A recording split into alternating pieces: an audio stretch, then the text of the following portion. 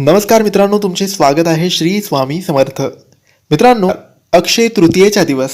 या दिवशी सोने न घेता तुम्ही जर ही स्वस्त मिळणारी एक वस्तू घेतली, घरात आणली, तर घरात भरभराट येईल. या वस्तूसमोर लक्ष्मी माता तुमच्या घरात येईल. धनसंपदा, धनसंपत्ती, सुख समृद्धी तुमच्या घरात येईल. मित्रांनो, अक्षय तृतीयेच्या दिवशी बरेचसे लोक बऱ्याचशा गोष्टी विकत घेत असतात. खास करून सोने, चांदी किंवा नवीन कोणत्या तरी वस्तू, गाडी किंवा इलेक्ट्रॉनिक्स कोणत्या वस्तू असं घेत असतात.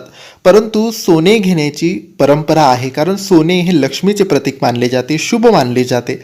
आणि अशी मान्यता आहे की या दिवशी घेतलेले सोने किंवा कोणत्याही वस्तू कधीच त्यामध्ये कोणता प्रॉब्लेम येत नाही, अडचण येत नाही व ती वस्तू कधीच आपल्या घरातून परत जात नाही. सोने असेल तर ते कधीच विकले जाणार नाही, कुठे जाणार नाही, ते तुमच्या घरातच राहील. त्याच्यामध्ये दिवसेंदिवस वाढ होईल. वाढ म्हणजे तुमची प्रगती होत जाईल अशी मान्यता आहे.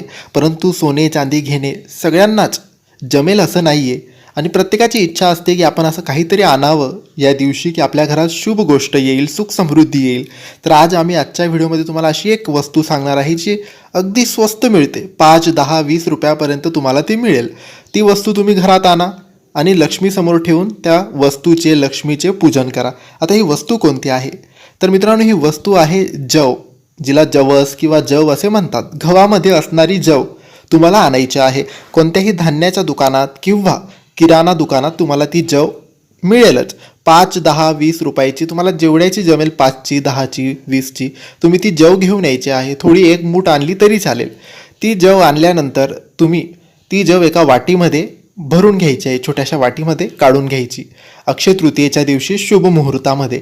आणि देवघरात ती वाटी ठेवायची आणि त्या जववर तुम्ही माता लक्ष्मीची मूर्ती असेल, फोटो असेल तर ते त्या जववर म्हणजे त्या वाटीत मूर्ती किंवा फोटो ठेवायचा. आणि मग माता लक्ष्मीचे पूजन करायचे, फुलहार व्हायचे, आरती करायची, मंत्रजप, अगरबत्ती ओवाळायची, अशी सगळी पूजा करायची. आणि तुमची जी इतर अक्षय तृतीयेची पूजा असेल ती सुद्धा करायची.